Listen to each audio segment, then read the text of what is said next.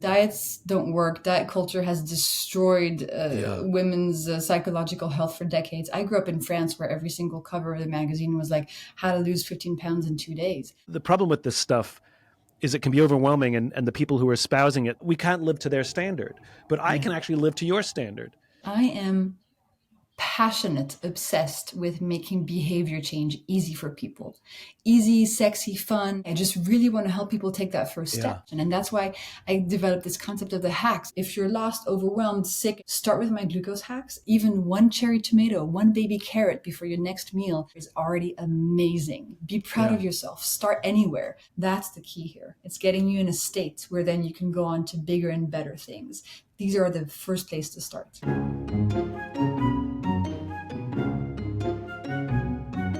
So I wanted to have you on our little podcast because my brother-in-law announced at the dinner table that he was going to get a glucose monitor just to try it out.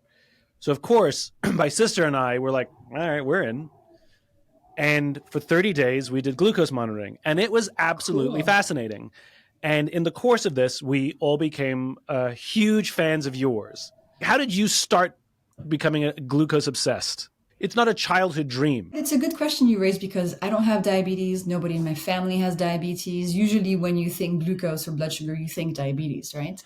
And I actually never thought this would be my career and this would be what I talk about all day.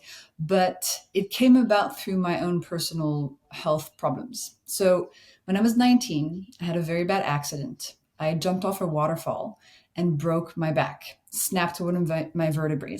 Yeah. And so you know what it's like to hurt yourself. I had super intense surgery. I had lots of screws and metal in my spine now. But physically, I was fine pretty quickly just because I was young. But what happened is that I started developing a lot of mental health issues. Depression, anxiety, dissociation, panic attacks. I felt like a stranger in my own body. And this lasted for almost a decade. And during that time, I realized at such a young age that if you don't have your health, you really don't have much. And I wanted to feel better. I wanted to heal my brain and my body. And that's when I started a quest to try to understand myself and understand what I could do. And that first led me to study biochemistry in grad school, then to work in genetics. And nothing helped me feel better until I discovered the world of glucose. And a little bit like you and your family, I randomly put on a glucose monitor as part of this pilot study. And it completely changed everything because I saw that the days where my glucose levels were steady, my mental health was better. And the days where I was in this roller coaster, my dissociation, panic attacks were worse. And that's when the gates opened and I became fascinated. It is absolutely fascinating. My results were astonishing. My whole life, I've had crazy sort of energy spikes. Like I'm great all morning, and I never take a meeting at like 4:00 in the afternoon if I can help it, because I'm useless. My brain doesn't work. I sit there like a lump on a log. Like the afternoons are useless for me. And I just thought that's my circadian rhythm. That's just how I am. I'm high in the mornings, I'm low in the afternoons, and I come back in the evenings, right?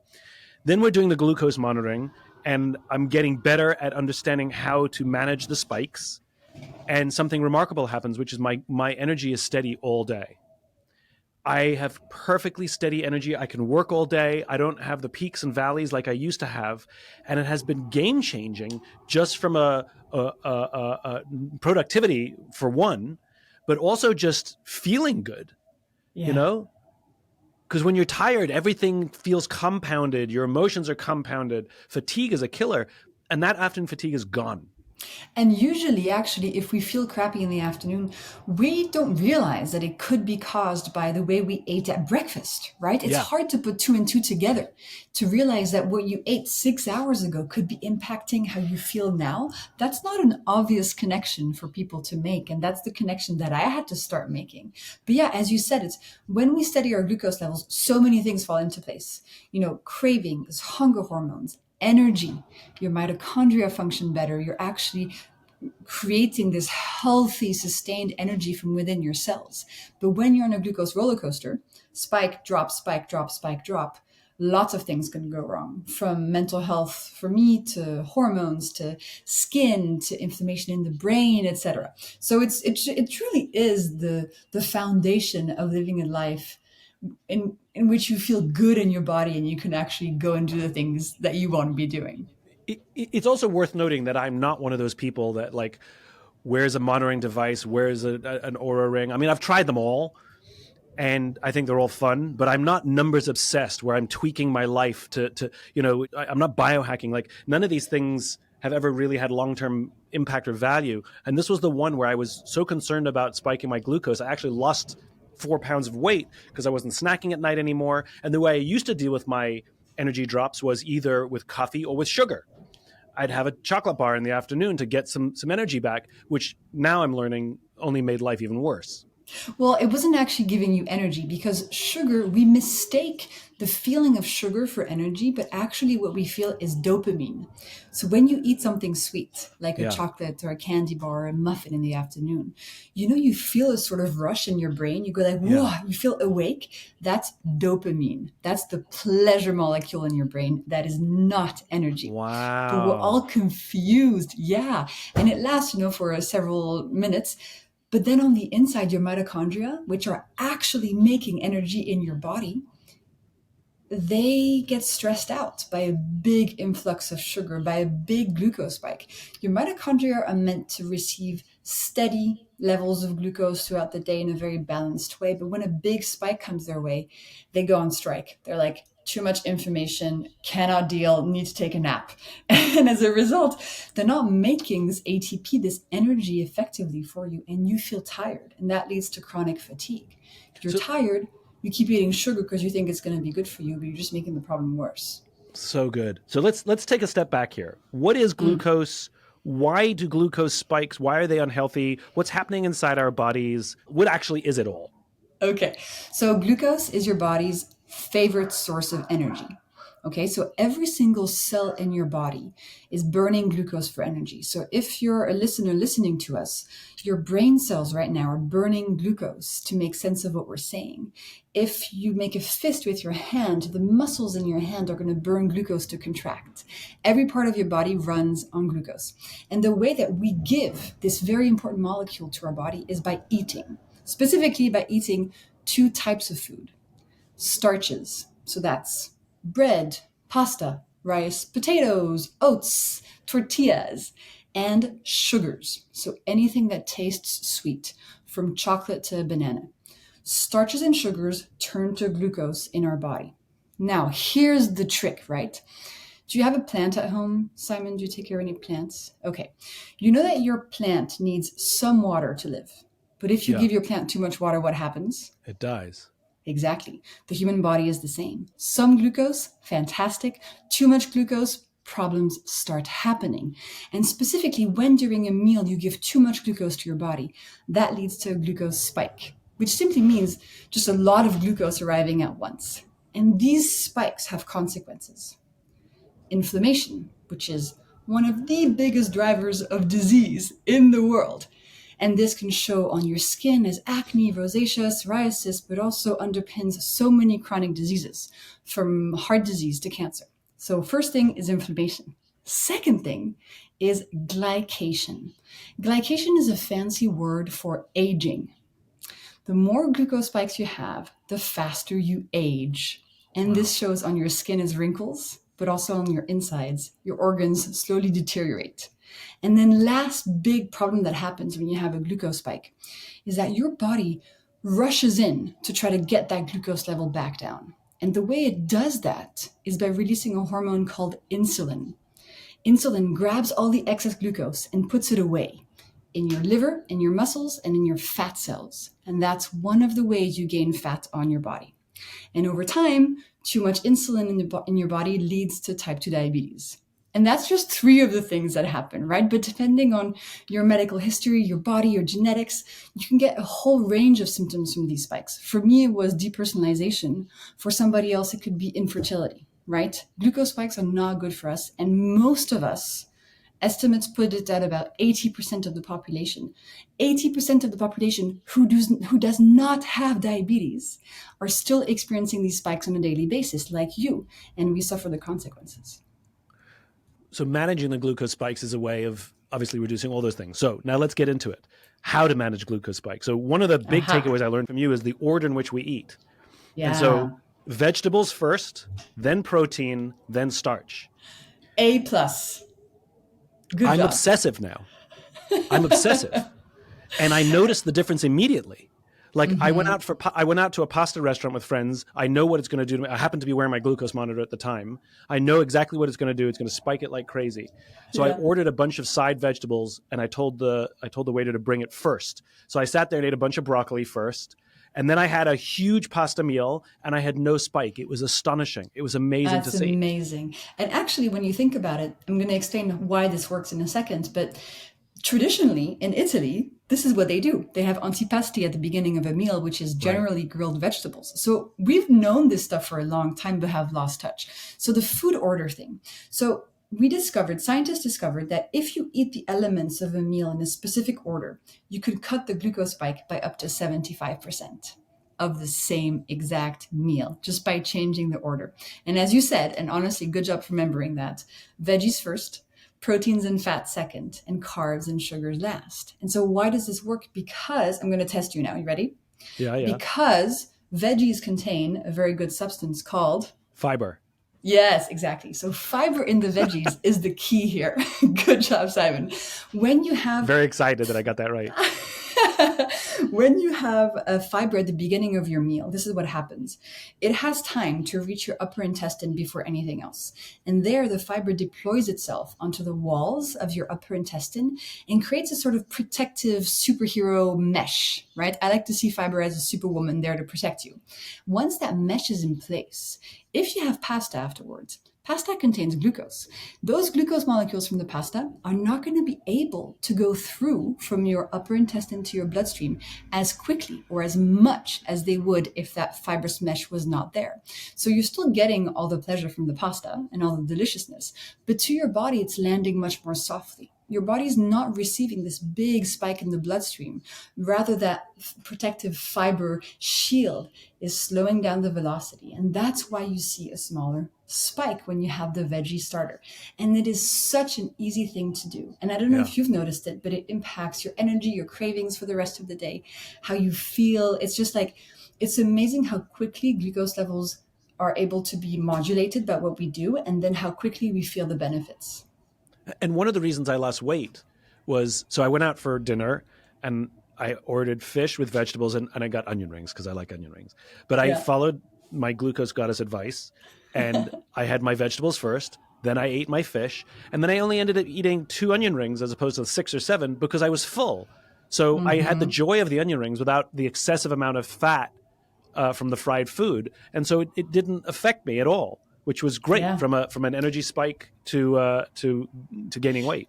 However, Simon, like even if you had all of the onion rings, right? Even if you didn't change how much you ate, but you just simply changed the order, you would still get a big improvement in your glucose levels and your energy. But yes, one of the great side effects of this is that once you get to the carbs, you don't need as many anymore to get the enjoyment and the satiety because you've had the veggies, proteins, and fats before. Why do proteins go second?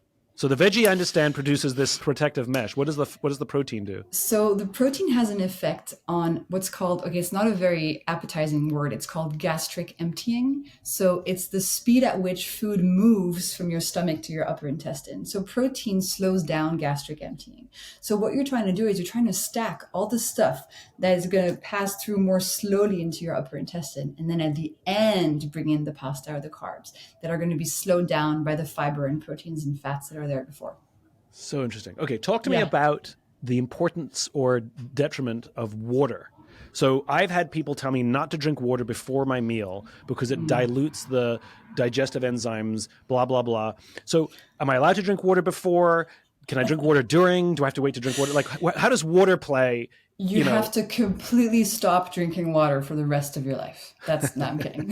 So there's one small study that I'm going to mention about the water thing. It appears that if you refrain from drinking water while you're eating, the glucose spike of the meal is going to be smaller. So it's better from a glucose standpoint to drink before and after the meal. Why is that? The scientists have a few hypotheses, but it's not totally sure. What I think might be happening is that simply when you're not drinking water as you're eating, you're going to be chewing more and just eating more slowly. So the food is going to arrive more slowly into your bloodstream. Yeah. But, the effect is negligible. So I'm a water drinker. I can't stop drinking water while I'm eating. So this is one of the times where I'm like, not for me. You're going to have a much bigger impact by adding a veggie starter or going for a walk after your meal versus removing the water. And you're French. Where does wine fit in? Well, my philosophy is that when you're having alcohol, it's what I call a pleasure decision. It's not a health decision. Alcohol is not good for our health. Now we know that. The best amount of alcohol for your health is 0. Right. But if you're having alcohol, or if you're having like your favorite cake or whatever, it's your birthday, I don't know, have the alcohol that you like best. Don't try to optimize your alcohol consumption for your health. It's a pleasure decision. It's okay to make some decisions for that purpose. If you really want to know which alcohols are best for your health, well, wine actually is one of the best ones. So any color, sparkling or not. And then hard alcohols, tequila, vodka, gin with some soda water and lime. The worst, and again, I'm using air quotes here, the worst alcohols for your glucose levels are beer and cocktails. But if you're going to have a drink, like if you love margaritas, have a margarita. See what I mean? Sure. Okay. Now, the big one that really upset me when I started to learn about your work was oatmeal. I'm so sorry. Because oatmeal, I've always been told, was healthy. Well, so oats are a grain, right? And grains are full of starch. So if you absolutely love oats and you want to have them in the morning, there's a few things you can do. You can add what I call adding clothing to our carbs. So if you had just naked oats by themselves, the glucose would create a glucose spike very quickly. But if you add clothing, so protein, fat, or fiber, you're going to slow down the speed of arrival of those glucose molecules and reduce the spike. So an easy thing in your oatmeal could be adding some protein powder, adding a few scoops of nut butter, for example, some seeds. I don't know how that sounds. You're making a funny face right now. What do you think? I can do all that. Yeah. But it raises the question about the order in which we eat. So like, pizza, I should be eating the cheese and then the bread. Well, you should. Yes, of course, you could technically. Same thing goes for a lasagna or a sandwich, right? You could separate out all the different parts of your meal. I could have the lettuce, then the turkey, and then the bread. Yeah, but that's crazy. So don't do that. What you can do in those cases when you have a mixed meal is just add a plate of veggies before you have that mixed dish. So you're going to get the benefits of the fiber without deconstructing your sandwich, right? There's some instances where some hacks are easier to apply than others. We have to be flexible. We have to adapt. So when I eat vegetables, how long does that lining in the upper intestine last? So for example, can I eat vegetables at home when I'm heading out for dinner where I know there won't be vegetables, like I'm going to a barbecue or something? Yeah, about 90 minutes. There has been no studies precisely measuring the length, but from what I can gather from how digestion works, it's about 90 minutes. And that's also what I've observed. And I actually have a lot of readers who do that. For example, it reminds me of the story of a wonderful Mexican man, Gustavo, and he was a bit embarrassed that he was doing the hacks. So he would have a big head of broccoli at home before going to the steakhouse with his friends, and nobody would know that he had the fiber lining in his intestine. It's cute. You speak with such passion about something that most people aren't passionate about. Where does that come from? What is the passion? The passion is behavior change. I am passionate, obsessed with making behavior change easy for people. Easy, sexy, fun. I don't know why. I just really want to help people take that first step. Take that first step to implementing change in their life. That's really my passion. And that's why I developed this concept of the hacks. And that's why I talk about fiber as a superwoman. And I give, names and genders to the molecules because I want to help people take that first step. So I think I'm just really good at helping people become motivated and see that they can start with easy solutions. Do you see what I mean? Yeah. And I could apply that to lots of different spaces as well. I also appreciate your the reality of it. A lot of biohacking and a lot of people who are out there preaching health, it's difficult. It's obsessive. Yeah. It requires a lot of discipline. And yours requires some discipline, not much, but you're very reasonable, which is if you want to, if you want to have chocolate cake, have chocolate cake. Just it's fine because we're managing the spikes. We're not obsessive about them. Yes. And I And and I that's just just because appreciate that's the very the life I want to sort of live. French way of approaching this. Yeah, absolutely. And I mean, diets don't work. Diet culture has destroyed Yeah, women's psychological health for decades. I grew up in France where every single cover of the magazine was like how to lose 15 pounds in 2 days. But I never talk about weight loss these days because it's not about weight loss. It's about yeah, feeling good and thriving and going after what you want to go after in your yeah, dreams. But yeah, you asked the why question, which of course makes sense, and it's because of my own health journey, and now I became so passionate about helping people make that change. I'm the one in the friend group who sends the motivational videos to my friends and like forces them, helps them to make change and have yeah. realizations and take that step. That's just my energy. It's like you can do it. Even one cherry tomato, one baby carrot before your next meal as your first veggie starter is already amazing. Be proud Yeah. of yourself. Start anywhere. That's what I love. Is there someone you've helped that really, or that you've given advice to that stands out? Like someone who like if I ask you, like you say you have a passion for helping people change behavior. Is there someone, it could be a friend or it could be not a friend, but somebody who you've helped that, and it doesn't even have to be glucose related, just that stands out as like, this exemplifies what I'm trying to do in the world. This person. For my second book, I recruited 4,000 people on Instagram to go through this 4-week method with the four most important hacks. And 3 women in that study were able to get pregnant after being told that they were not going to be able to do it naturally by using the glucose hacks because glucose levels and fertility and sex hormones are so linked. And for Yeah. me, I was like, wow, like that impact on these women's lives is beyond anything I could have ever imagined or hoped for. So I don't know why that sticks with me. But then, I have the great honor and privilege to receive messages every day from people who've used my work to reverse diabetes, to help their grandmother who has Parkinson's, to get their energy back, to get their period back, to get their acne to die down on their face so they can go outside without feeling self-conscious. It's like there's a whole community of people using this stuff. So no, not one person stands out. Well, I would say, I think I stand out because I was the first person that I helped. And now I feel amazing. Now I can spend a week by myself in an Airbnb across the world for work. Whereas 10 years ago, I could not spend an hour alone because I was having panic attacks about just being alone. So I would say, yeah, my own journey is the most powerful one. And now just all of my readers, it's just amazing. Is there something that you've done professionally that stands out? Again, glucose related or not, that of all of Mm. the work that something specific that you've done, that stands out, that of all of your experiences, all of the projects you worked on were like this one thing, you'd be the happiest person alive. You mean if something happened? No, no, just like something you've been involved in, something, a specific thing, a specific project, or maybe something you wrote or something you did, or just something you've been a part of that really stands out in your memory as like, I want all of my projects to be like that one. Mm. So my best projects. I think, Something yeah, specific.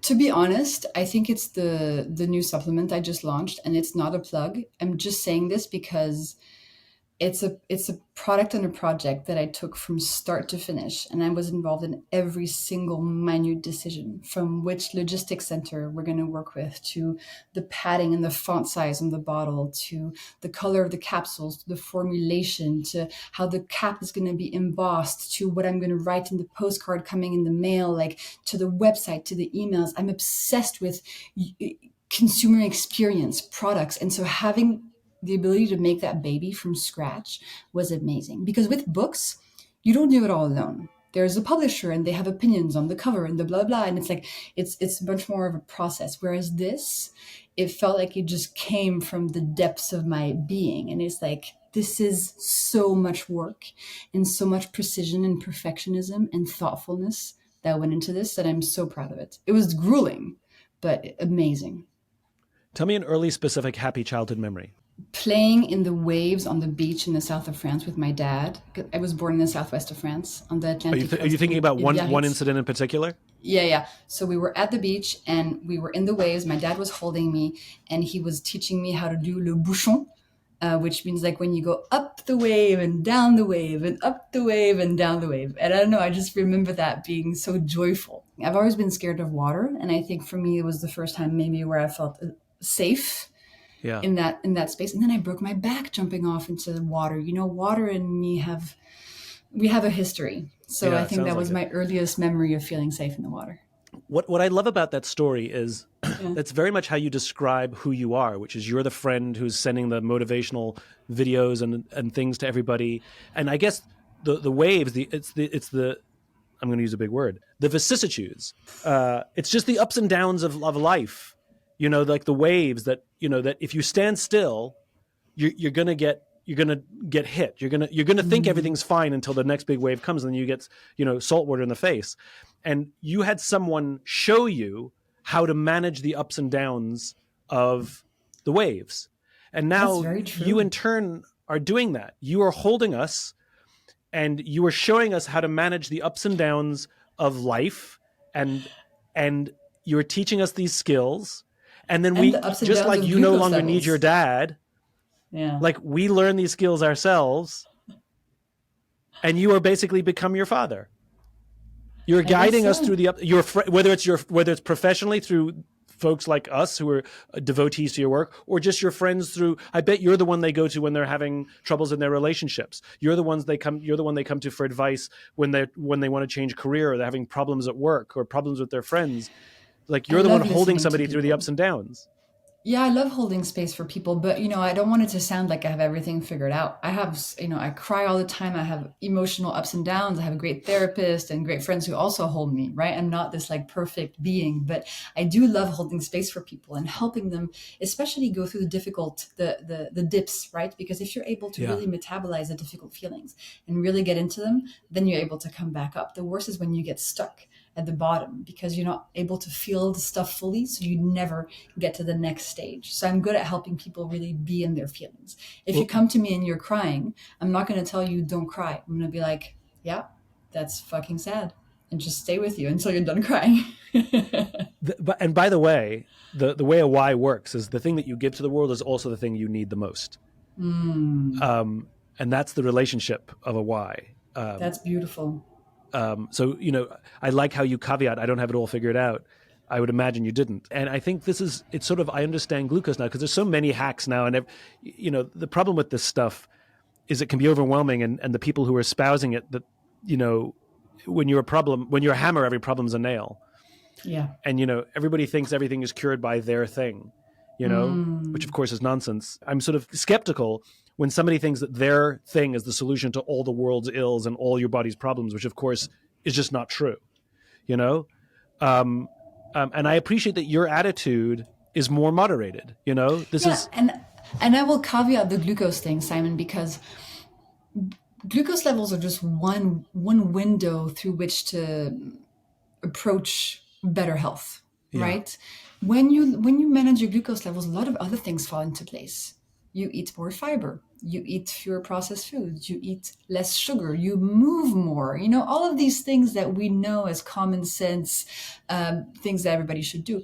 But then you need to layer other stuff on. So when I was in my journey, yeah, glucose was the first thing I fixed, but then I also started working out and doing exercise I loved. I figured out my sleep routine. I got a therapist. I did EMDR. You know, glucose is not the answer, but again, because my objective here is actually to just help you make the first step, it's about behavior change. These hacks, to me, are the best place to start. yeah. If you're lost, overwhelmed, sick, and you're like, this is overwhelming, start with my glucose hacks. You're gonna get on the saddle, and then everything's gonna become easier. Yeah, and this is not the finding the discipline to take a cold, you know, plunge every morning, though we know the benefits of that. I mean, ugh, you know, it is not difficult to eat the food that you can order any meal you want. Yep, Just eat it in the right order, you know, or exactly. order the side of, you know, spinach before they eat the hamburger or something, you know, and you can still have the fries, just have them at the end instead of at the beginning. Like the thing that I appreciate is it's a very, very easy thing to do. And as you said, it's sort of a gateway hack, if anything. Totally. It's gateway behavior change so that you don't feel like you're a failure and you can never stick with anything. These Yeah, yeah. hacks are not a diet. You can adopt them for life and you're going to feel really good about yourself, and they're super easy. And again, you want to start the virtuous cycle. That's the key here. It's getting you in a state where then you can go on to bigger and better things. Yeah. These are the first place to start. What's next for you? I mean, this wasn't. I mean, your career is an accident. You set out to help yourself. It's Yeah. my favorite. It's my favorite entrepreneur story, which is the best entrepreneurs find a solution to a problem they struggled with, and it turns out that it works for other people, and they end up building a business around it. What's the saying? Your best customer is who you used to be. Yeah. Oh, I like that. Yeah. Well, I mean, it's been a crazy 5 years since I started the Instagram account. Now there's books, and I have an amazing team, and we have Anti-Spike, we have Recipe Club, all this stuff. So this year for me, 2024, is a year where I'm trying to make space in my brain so I can think about the next big project, which might be a book. Who knows? And I just launched a big YouTube show, which I loved because I'm obsessed with visuals also. I'm obsessed with fashion and just the aesthetic of things. So I launched this series of 18 episodes where I talk about glucose stuff in fabulous outfits. And it's been amazing. But I'm thinking about the next project. There's going to be lots more to come. I'm still young. I want to do this for many more years. So it's just chapter one, baby. Well, Jessie, I'm a fan of chapter one. You're an absolute delight. Your passion shines through. You're Mhm. you are very good at explaining complex things in simple terms that we can understand, which is why we trust you, and why we follow you.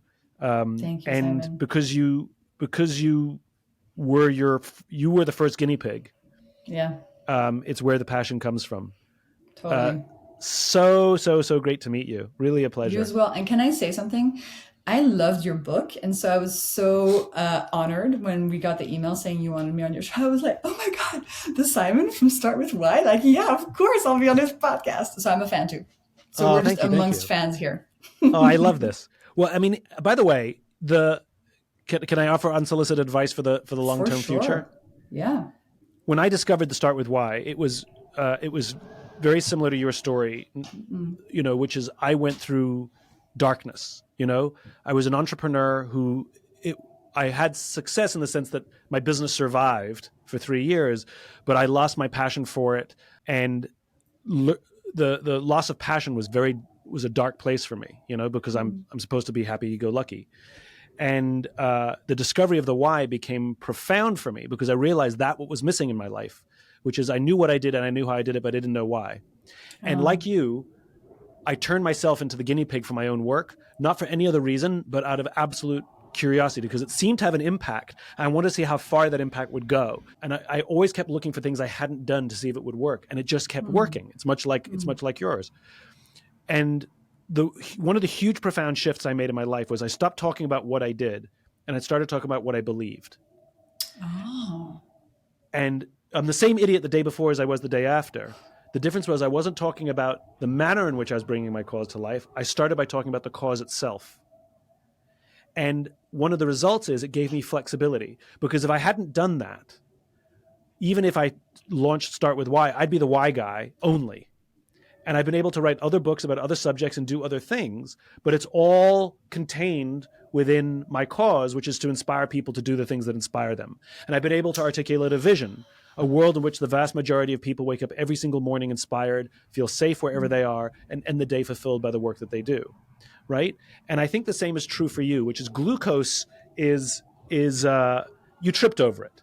You know, it's not the passion. It's a mechanism that you found to deliver the passion. yeah, And had it been something else, then you'd be talking about that other thing.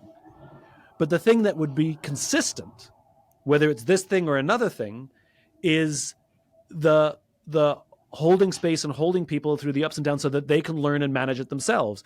And so right now, it's all glucose related, but in 10 years, you'll exhaust all the glucose stuff. Other people will for copy you because if sure. there's a market, people will always copy it.